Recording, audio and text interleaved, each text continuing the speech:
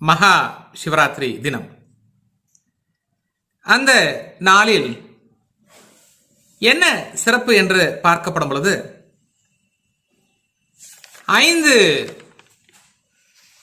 அம்சங்கள் பொருந்தி வருகின்றது.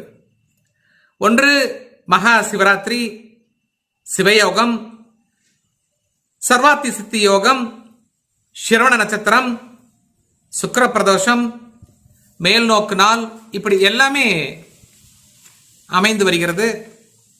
அது மட்டும் இல்லாமல் அன்று 8-9 காம்பினேஷன் வருகிறது.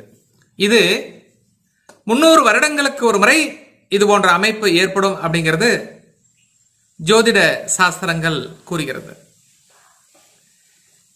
சிவனை நம்ம